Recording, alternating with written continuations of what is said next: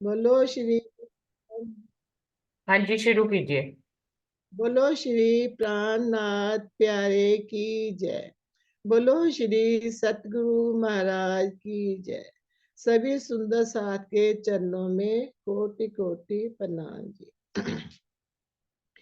बेनती है मेरी श्री राज पिया, मैं तेरे प्यारे में गुनगुनाती रहूं। बेनती है मेरी श्री राज पिया, मैं तेरे प्यारे में गुनगुनाती रहूं। खो न जाऊं कहीं माया के साज में, खो न जाऊं कहीं माया के साज में, तेरी मीठी नजर में समाती रहूं। तेरी नजरें इनायत न होती अगर, ढूंढ पाती कभी भी न अपनी डगर। तेरी नजरें इनायत न होती अगर, ढूंढ पाती कभी भी न अपनी डगर। वाणी से याद गर की मुझे आ गई, वाणी से याद गर की मुझे आ गई। अब न माया में मन को फंसाती रहूं। बिनती है मेरी श्री राज पिया, मैं तेरे प्यारे में गुनगुनाती रहूं। बिनती है मेरी श्री राज पिया, मैं तेरे प्यारे में गुनगुनाती रहूं। तेरे इश्क के बल का मुझे नाज हो, मेरी आंखों में रहते श्री राज हो। तेरे इश्क के पल का मुझे नाज हो, मेरी आंखों में रहते श्री राज हो। तेरे दीवानेपन में रहूं मैं मगन, तेरे दीवानेपन में रहूं मैं मगन। तेरी सूरत को आंखों में समाती रहूं। बिनती है मेरी श्री राज पिया, मैं तेरे प्यारे में गुनगुनाती रहूं। साहिबी बुजरक बड़ी है पहचानी नहीं, अपने महबूब को भी मैं जानी नहीं। साहिबी बुजरक बड़ी है पहचानी नहीं, अपने महबूब को भी मैं जानी नहीं। जामे इश्क पिलाओगे जब तुम कभी, जामे इश्क पिलाओगे जब तुम कभी, उसकी मस्ती में खुद को लुटाती रहूं। बिनती है मेरी श्री राज पिया, मैं तेरे प्यार में गुनगुनाती रहूं। तू नजर का नजारा लुटाता रहे, मेरा ईमान पक्का बनाता रहे। तू नजर का नजारा लुटाता रहे, मेरा ईमान पक्का बनाता रहे। तेरी खुशियों पे बारों में तन मन पिया, तेरी खुशियों पे बारों में तन मन पिया, तेरे इशारों पर दिल को लगाती रहूं। बिनती है मेरी श्री राज पिया, मैं तेरे प्यार में गुनगुनाती रहूं। बिनती है मेरी श्री राज पिया, मैं तेरे प्यार में गुनगुनाती रहूं। अपने रंगीन नजारों को रखना रवा, नूरे जलकों से करना ना तुम रुखसता। अपने रंगीन नजारों को रखना रवा, नूरी जलकों से करना ना तुम रुखसता। मेरी पलकों में जलवों की रौनक रहे, मेरी आंखों में जलवों की रौनक रहे, मैं इसीलिए में पग को बढ़ाती रहूं। बिनती है मेरी श्री राज पिया, मैं तेरे प्यार में गुनगुनाती रहूं। शौक नजरों की खूबी न समझी गई, मैं जहाँ थी वहीं की वहीं रह गई। शौक नजरों की खूबी न समझी गई, मैं जहाँ थी वहीं की वहीं रह गई। दिल पे ऐसा असर कर मेरे मेहरबा, दिल पे ऐसा असर कर मेरे मेहरबा, मस्ती में मस्त हो मुस्काती रहूं। बिनती है मेरी श्री राज पिया, मैं तेरे प्यार में गुनगुनाती रहूं।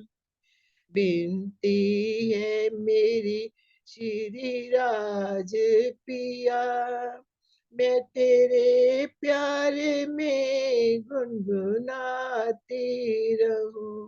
बोलो श्री प्राणनाथ के सभी सुंदर साथ के चरणों में कोटि कोटि प्रणाम। धन्यवाद ममता दीदी। रंजना आप आ जाओ। जी दी।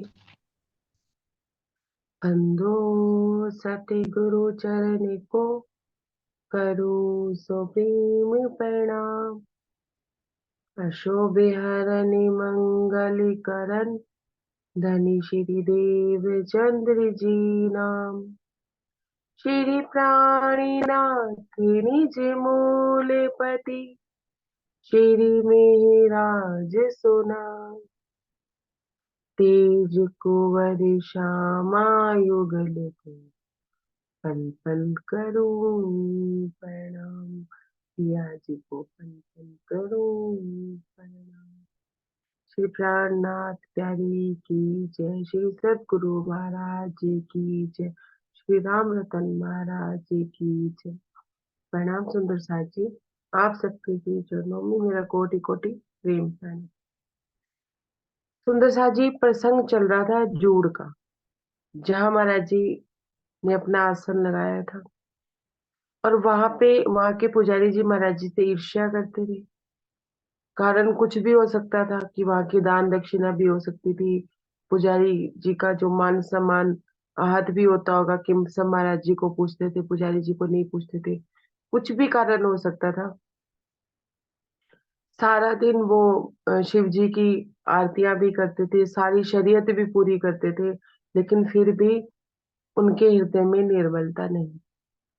और इधर महाराज जी अपने निर्मल मन से, सत्य मन से, मतलब अपने सत्य की राह पे चल रहे थे। मन तो उनका राह ही नहीं था, हुक्म के स्वरूप थे वो, हुक्म से चला करते थे। तो सुंदर सा जी, एक स्त्री जो महाराज जी के पास आया करती थी, देवी, वो महाराज जी की बातों की गहराइयों को नाप लिया करती थी और इतनी गहरी बातों को सुनकर रो दिया करती थी और अपने आपे में भी नहीं रहती। कहते ना कि ना जानो इस झुंड में कौन सुहागन हुई, इतने लोगों में शायद वो एक सुहागन थी।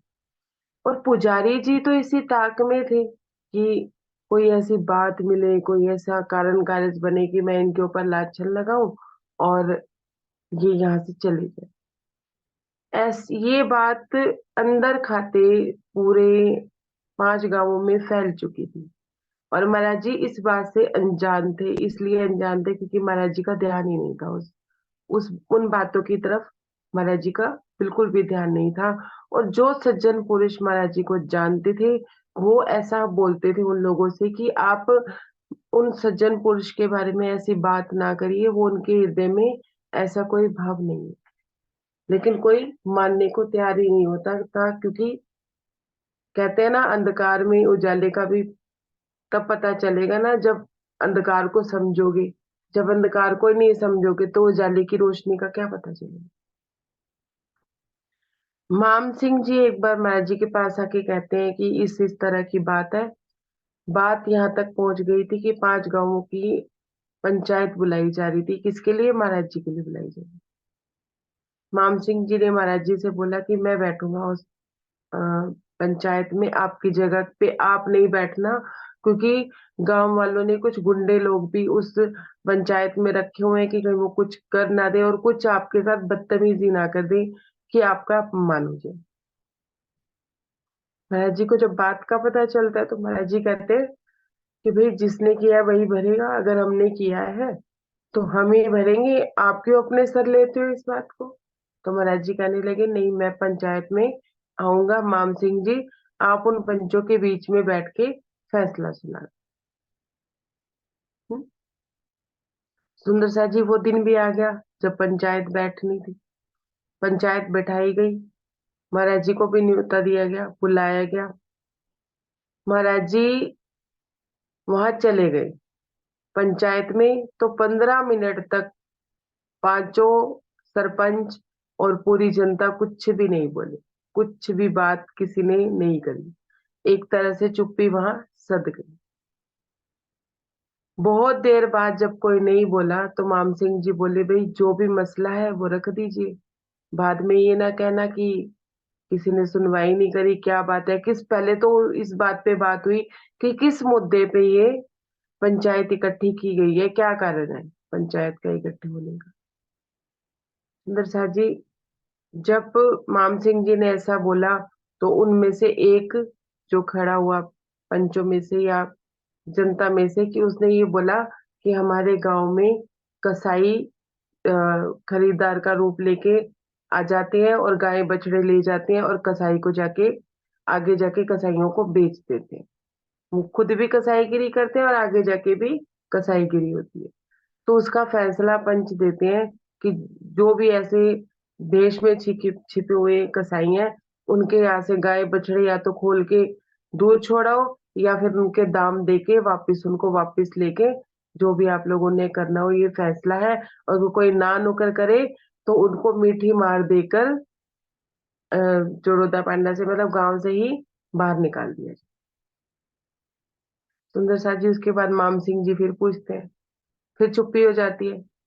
मान सिंह जी पूछते हैं कि बताओ किसी और का कोई मुद्दा है, किसी ने कोई बात करनी है। बाद में ना कहना कि पंचायत किसी की बात नहीं सुनती है, ये शिकायत अक्सर सुनी जाती है। तो सुंदर सा जी वहां कोई नहीं बोलता।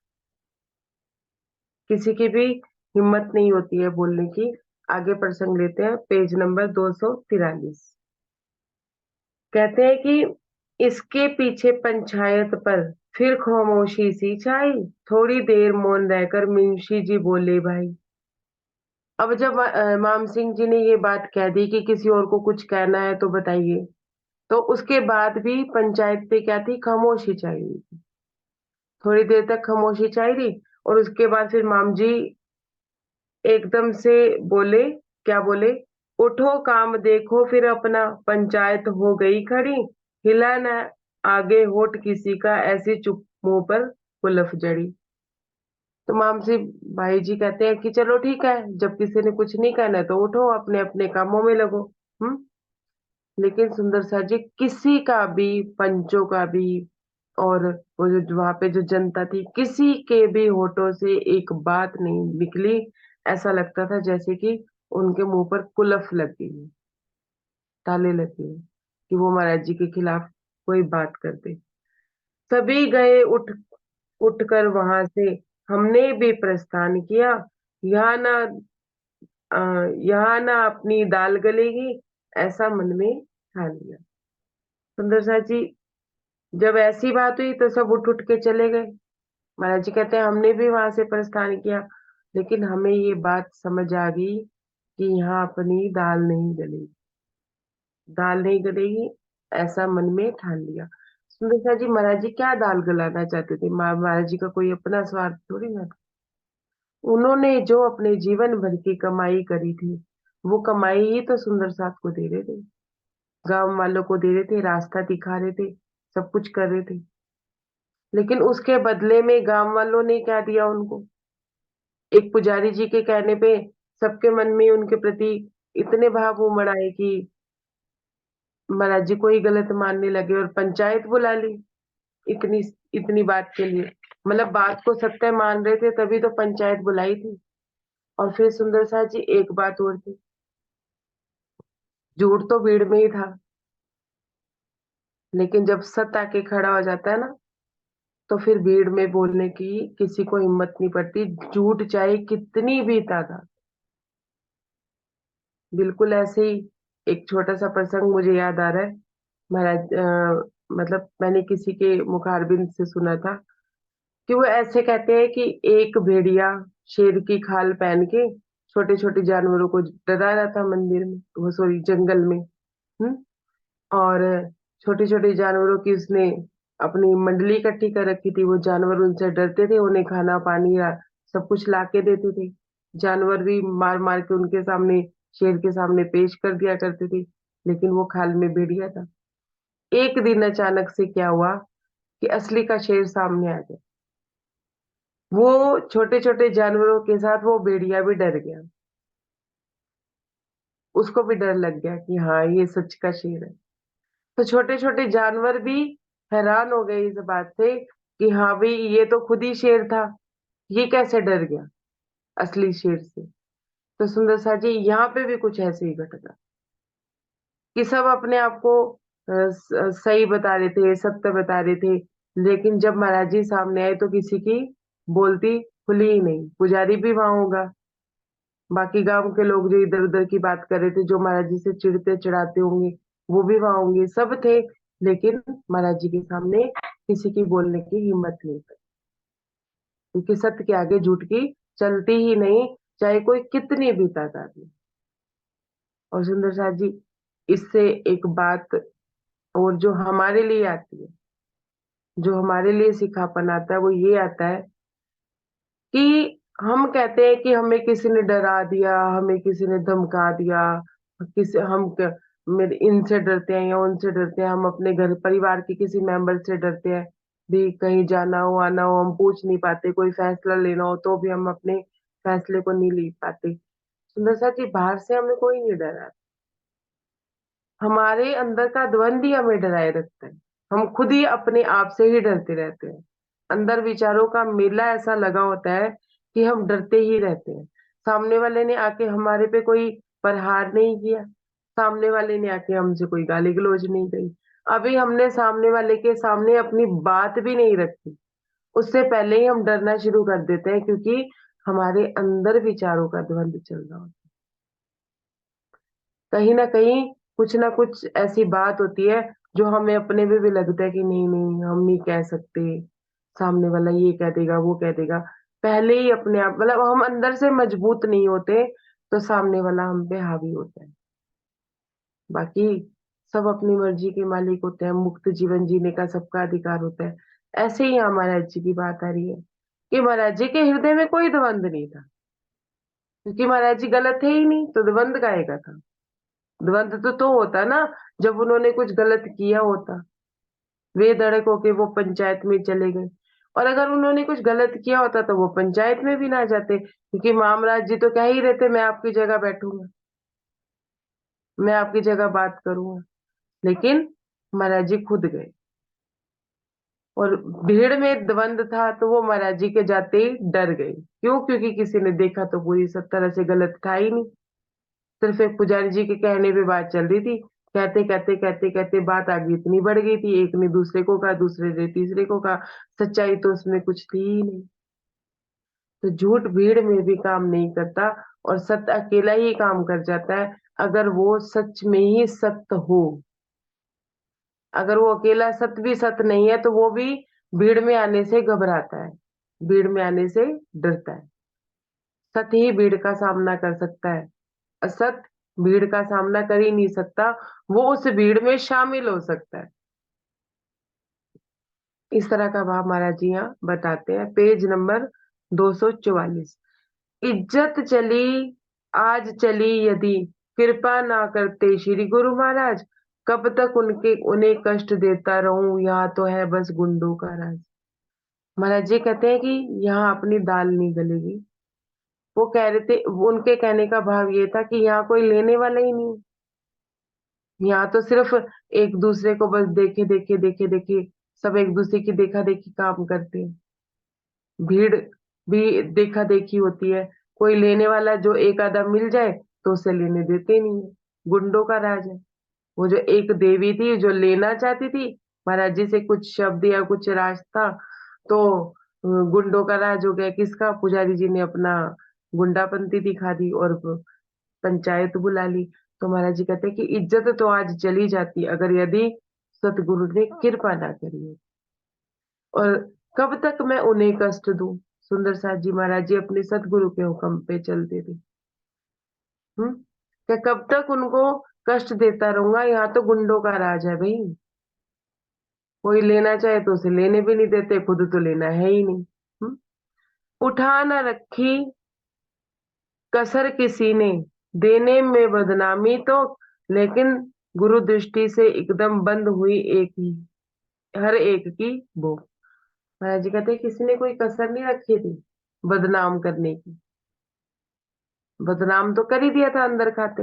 अगर महाराज जी कहते हैं कि अगर मेरे सतगुरु की दृष्टि मेरे ऊपर ना होती तो इन लोगों की तो भौंक भी बंद ना होती। ये तो उनकी ही मेहर है, उनकी ही कृपा है जो हर एक की भौंक, हर एक की जो बात हृदय में थी वो वहीं की वहीं ठप हो गई। क्यों? क्योंकि उसमें कोई सच्चाई ही नहीं। सच्चाई होती तो सामने कहती। ऐसे जगह नहीं रहना अब, आसन उठा लिया तत्काल, जितने अपने अनुयायी थे मत पूछो क्या हुआ मन। महाराज जी कहते हैं कि ऐसी जगह तो रहने ही नहीं अब, जहाँ पे कोई समझने वाला ही नहीं है। आज ये लाछन लगाया है, कल कोई और लाछन लगा देंगे। तो महाराज जी कहते हैं ऐसा नहीं है कि महाराज जी डर गए थे, महाराज जी को कोई डर नहीं था। सुंदर साथ जी ये भी वो अपने सतगुरु का हुक्म मान रहे, क्योंकि अगर धनी हम सोचते हैं कि बाहर से किसी ने कुछ कह दिया सब कुछ कर दिया, कोई किसी को कुछ नहीं कह सकता कर नहीं सकता, सब हुक्म से होता है। अगर कुछ गलत हो रहा है तो भी हुक्म से हो रहा है, और कुछ सही हो रहा है तो भी हुक्म से हो रहा है। और जो गलत हो रहा है उसके बाद भी गलत होगा, कुछ सही करने के लिए, कुछ अगला देने के लिए पिछले को तो लेना ही पड़ता है। सुंदर साथ अब शेरपुर की भी तो स्थापना होनी थी ना, अगर महाराज जी जोड़ में ही जमे रहते तो फिर शेरपुर कैसे बचता। तो कहते हैं कि ऐसी जगह हमने रहना नहीं था, हमने तत्काल अपना आसन उठा लिया। जो महाराज जी के अनुयायी थे, जो महाराज जी को मानते थे, कहते हैं कि उनका आपस में उनको मन में कितना मलाल हुआ कि ये इन थोड़े से लोगों की वजह से या इन लोगों की अज्ञानता की वजह से महाराज जी यहाँ से चले गए। उन्होंने अपना आसन वहां से उठा लिया। कर प्रणाम उस भूमि को हरिद्वार की ओर, हमने अपनी राहली जोड़ दिया बस छोड़। महाराज जी कहते हैं कि हमने उस भूमि को प्रणाम किया और हरिद्वार की ओर चल दिए और अपनी राह ली, अपने रास्ते लिए और जूड़ को हमने छोड़ दिया। उसी क्षण ही महाराज जी ने जूड़ को छोड़ दिया। महाराज जी गए ही नहीं वापस जूड़ और हरिद्वार की ओर चल पड़े। काफी रोज उधर विचरे हम, एक रोज वापिस आए, बुद्धिदास सहारनपुर था हम अपने मन में लाए। काफी रोज महाराज जी हरिद्वार में रुके, विचरे, उन्होंने मतलब कहते हैं कि इधर उधर विचरे हम। फिर जब वापिस आ रहे थे महाराज जी, तो बुद्धिदास जी कहाँ रहते थे? सहारनपुर में रहते थे। ऐसा महाराज जी के मन में आया कि चलो बुद्धिदास से मिलते हुए ही चलते हैं। मिलते चलो भाई से अपने, अतः गए हम उनके पास, एक कोठरी में रहता था खाना और पकाना हाथ।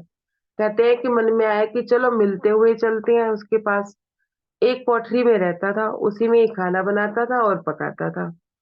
आओ भगत के बाद हमें कुछ दूध दिया उसने लाकर, पी लेना यह दूध धरा है, चला गया फिर समझा कर। महाराज जी कहते हैं कि उसने आव भगत की मेरी, और फिर उसके बाद उन्होंने आव भगत के रूप में उन्होंने मेरे को दूध ला के दिया और ऐसा कह के कि दूध पी लेना यहाँ पे रखा है, यह कह के वो चला गया। मिट्टी के कुल्हड़ में था वह, धरा आन कर चौकी पर, बैठे थे हम मस्त ध्यान में, गिरा गई बिल्लियां। महाराज जी कहते हैं मिट्टी के कुल्हड़ में वो दूध था, हम अपने ध्यान में मगन थे, बिल्ली आई और उसने टक्कर मारी और वो गिर गई। दूध जो था जमीन पे गिर गया, फैल गया सब दूध फर्श पर। दृश्य देखिए हमने, औंधे होकर लगे चाटने, चाट लिया सारा हमने। महाराज जी कहते कि दूध जमीन पे गिर गया और हम औंधे होके उस दूध को चाटने लगे। क्या करें आगे? अभी न पूरा चाट पाए थे, बुद्धिदास वापिस आया, दूध पड़ा देख भूमि पर, औंधा पड़ा हमें पाया। महाराज जी कहते अभी मैं पूरी तरह से चाट ही नहीं पाया था उस दूध को, तो बुद्धिदास जी वापिस आए और दूध भूमि पे पड़ा देखकर औंधे, मुझे भी वहां पे औंधा देखकर वो एकदम से बोलने लगे। क्या बोलने लगे? यह क्या है, बोला एकदम। हम उठकर चुप बैठ गए, जब तक हम नहीं बोले अपनी बुद्धिदास जी कहे गए। जब महाराज जी को उन्होंने औंधे देखा कि वो दूध पी रहे हैं, तो एकदम से ही बुद्धिदास जी बोले, सॉरी महाराज जी को देखा जब, वो तब तक बोलते रहे भाई ये क्या कर रहे हो तुम, जब तक महाराज जी खुद नहीं बोल पड़े, कि वो महाराज जी को कुछ कुछ बोलते रहे। उन्हें शांत करने को हमने कहा, भाई थी मेरी त्रुटि, दोनों मिलजुल कर पी लेंगे, यो पीने में देरी की। वो महाराज जी को उल्टा सीधा बोलते रहे, क्या बोलते रहे कि और दूध ला देते, या तुमने इस तरह से पीने की क्या जरूरत है, ये है वो है।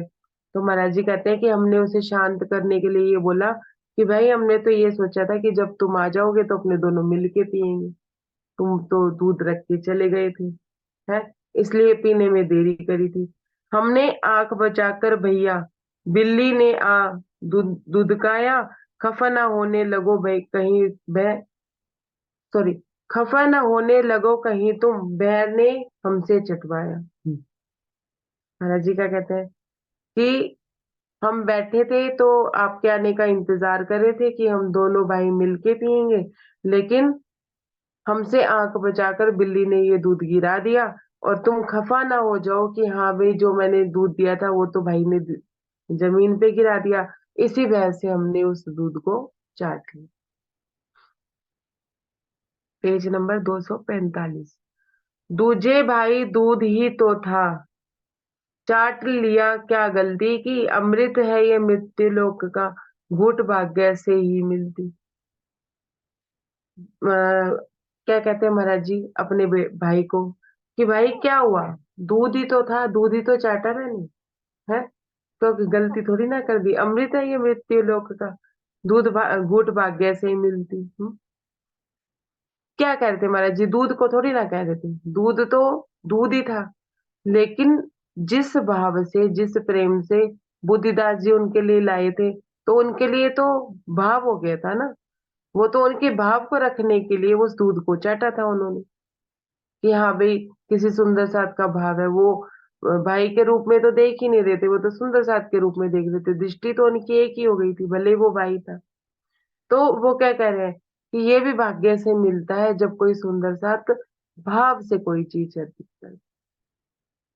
तो उनके कहने का भाव था, अगर गिरा था, अगर गिरा था धो देते हम, पीने को ला देते और, लेकिन यह क्या किया आपने, मानव के थे सब कब से।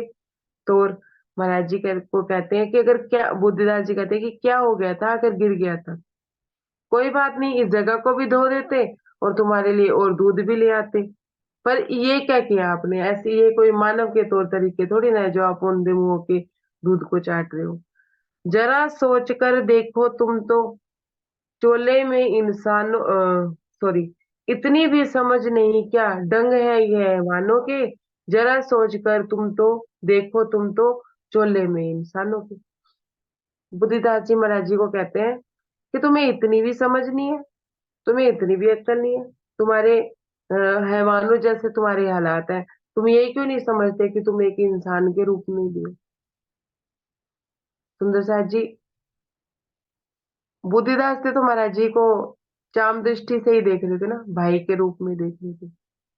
और उनके लिए तो देखा जाए तो रिश्तेदारों के लिए तो महाराज जी ने बहुत घृणित काम किया था, कि घर परिवार छोड़ के चले गए और इतने सालों बाद आए, उन्होंने घर परिवार नहीं संभाला। तो इस दृष्टि से देख के तो वो महाराज जी को एक भाई के रूप में देख रहे थे, और उनकी उन्होंने इस तरह से बेइज्जती भी कर दी कि हाँ भाई, तुम्हारे तो हैवानों वाले काम है, तुम तो इंसान ही नहीं हो, तुम्हें पता ही नहीं है कि मानव कैसे होते हैं। इस तरह से कोई करता है, दूध और भी आ जाता, ये हो जाता, वो हो जाता। लेकिन वो महाराज जी की इस बात को भी नहीं समझ पाए कि तुम्हारे भाव को वो ठुकराना नहीं चाहते, तुम्हारे भाव के लिए उन्होंने वो दूध चाटा था। क्या महाराज जी इतने भूखे थोड़ी ना थे सुंदर साहब जी कि वो दूध चाटते। वो तो कभी किसी चीज को देखते भी नहीं थे। अपने होठ खुले नहीं फिर, अ, हम अपने होठ खुले नहीं आगे, सिर्फ रहे सुनते हम तो, बहुत देर हमको समझाया दिया सबक काफी हमको। महाराज जी कहते हैं जब उन्होंने ऐसा बोलना शुरू किया तो हमारे होठ खुले ही नहीं, हम कुछ बोले ही नहीं। बहुत देर तक वो हमें समझाते भी रहे, हमें प्रताड़ना भी देते रहे, हमें काफी सबक भी देते रहे कि तुम्हें ऐसा नहीं करना चाहिए, तुम्हें वैसा नहीं करना चाहिए, तुम्हें जानवर वाली हरकत नहीं करनी चाहिए। जबकि था क्या, उन्होंने दूध चाटा, वो भी बुद्धिदास जी के भाव रखने के लिए, क्योंकि वो प्रसाद रूप में उस दूध को समझ रहे थे, और प्रसाद को वो जमीन पे गिरा हुआ नहीं देख सकते, इसलिए। और वैसे कोई बात होती तो बात अलग थी, कि कोई ना देता या कुछ, वो तो महाराज जी देखते भी ना उस दूध को। लेकिन भाव की बात थी, तो भाव के लिए महाराज जी ने सुंदर साथ का लाया दूध भी प्रसाद स्वरूप समझा, इस वजह से उन्होंने ऐसा किया था। अगले दिन हम चले वहां से, और जन्मभूमि की हम, जैसे कोई धकेले फिरता और दिखे फिरते हो हम। महाराज जी कहते अगले दिन हम अपनी जन्मभूमि जोरोदा पांडा की तरफ चले। ऐसे लगता था जैसे, मतलब खुद का तो उनके ऊपर कुछ चलता ही नहीं था सुंदर साहब, खुद की उनकी कोई जोर चलती ही नहीं थी अपने शरीर पर। ऐसे लगता था उन्हें कि कोई उन्हें धकेले फिर रहा है, कोई धक्का दिए फिर रहा है पीछे से, और वो भी दिखे फिरते थे। महाराज जी कहते थे जैसे कोई, ऐसा लगता था जैसे कोई अंदर से धक्का दिए फिर रहा है, और मैं भी दिखे फिर रहा हूँ, खुद दिखे फिर रहा हूँ। कि मुझे चलाने वाले तो महाराज जी के, जो महाराज जी को चलाने वाले कौन थे, दादा गुरु महाराज थे। महाराज जी कहते हैं मेरी तो कोई बिसात चलती नहीं थी और ना मैं कभी अपनी कोई चलाता था। मैं हुक्म मान के ही हर काम को किया करता था। तो मेरा चोला तो धक्के खाता फिर रहा था। अब भी महाराज जी यही बात कह रहे हैं। हम तो ताबेदार हुक्म के, जो कुछ अंदर में होता 100% मुताबिक उसके नतमस्तक होकर वो चल देता। महाराज जी कहते हैं कि हम तो हुक्म के ताबेदार थे, मन के ताबेदार नहीं थे। नहीं, जहां मन किया वहां चल दिए, जहां मन में आया वो कर दिया। तो कहते हैं नहीं, जो अंदर से बात उठती थी, जो बात अंदर से आती थी, हम उसके मुताबिक 100% उसके मुताबिक चलते थे और नतमस्तक होकर उसी हुक्म को प्रणाम करके आगे चल देते थे। पा प्यादा हम गए गांव को, जब पहुंचे मैं सायकाल, गए शेरपुर आसन अपना एक बाग में दीना डाल।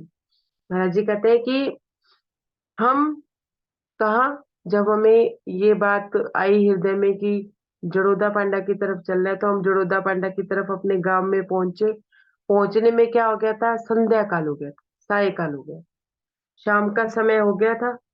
कहते हैं कि हम जड़ोदा पांडा नहीं गए, ना जोड़ पे गए, दोनों जगह ही नहीं गए। वो कहाँ चले गए, शेरपुर आश्रम, सॉरी, शेरपुर में चले गए। वो गांव था बिल्कुल जड़ोदा पांडा के बिल्कुल साथ ही छटता हुआ गांव था। और शेरपुर में भी गांव के कोने पे जाकर, क्योंकि महाराज जी गांव के अंदर तो जाते ही नहीं थे, कॉर्नर पे जहाँ जंगल था वहां पे महाराज जी कहते हैं कि हम, और अपना वहां पे जाके हमने अपना आसन डाल दिया एक पेड़ के नीचे। बना हुआ था वहां कूप एक, और एक पिंडी शिव की, किंतु ज्ञात होता लगते ही पूजा कभी नहीं होती। महाराज जी कहते हैं जहां मैं गया जिस पेड़ के नीचे, वहां पे मैंने देखा, वहां पे क्या थी, शिव जी की पिंडी। और मुझे ऐसा ज्ञात होता था कि देख के ऐसा लगता था, ऐसे दिखता था कि वहां कोई पूजा भी नहीं करता था। कभी उस शिव पिंडी की कभी किसी ने पूजा भी नहीं की थी। चारों ओर विकट विकट गंधापन, बीटों के अंबार लगे, पंख और पिंजर सूखे हुए पशु पक्षी के थे बिखरे। कहते कि चारों ओर विकट गंधापन था, मतलब मामूली गंधापन नहीं था, विकट गंधापन था। बीटों के अंबार लगे हुए थे, क्योंकि उस पेड़ पे पशु पक्षी भी रहते होंगे। पंख और पिंजरे सूखे हुए पशु पक्षी के थे बिखरे। पशु पक्षियों के पंख और पिंजर सारे सूखे हुए वहां गिरे हुए थे, और पशु पक्षी भी वहां पे बिखरे हुए थे। कौन से, मरे हुए पिंजर। बाग कहे या वन झाड़ों का, सांपों की बबिया बेअंत, भूत वहां रह सकते हैं या रह सकते हैं केवल संत। महाराज जी कहते हैं बाग कहे या वन कह लो, बाग कह लो, जंगल कह लो, वन कह लो, कुछ भी कह लो, वहां पे सांपों की क्या थी, बबिया, मतलब सांपों के छोटे छोटे घर बने हुए थे। इतने, मतलब वहां छेद दिखते थे बड़े बड़े, इतने बड़े बड़े छेद थे, और अनगिनत वहां पे सांपों की बबिया बनी हुई थी, घर बने हुए थे। कहते हैं कि ऐसी जगह थी वहां पे जहाँ पे महाराज जी ने अपना आसन लगाया था, कि जहां तो गए या तो भूत ही रह सकते हैं या कोई संत। संत कौन, जिसे कोई फर्क ही ना पड़ता हो कि क्या है आसपास और क्या नहीं है। सुंदर साथ जी, महाराज जी ने जूड़ में भी शिव जी के मंदिर का उत्थान किया। यहाँ पे जहाँ पे महाराज जी आसन लगा रहे हैं वहां पे भी शिव पिंडी है। अब किसी सुंदर साथ के मन में कोई भाव आता हो इस बारे में, तो वो कोई बात करना चाहे तो कर सकता है कि महाराज जी शिव पिंडियों पे ही जाके क्यों बैठे। किसी के मन में कोई भाव आता है कि हम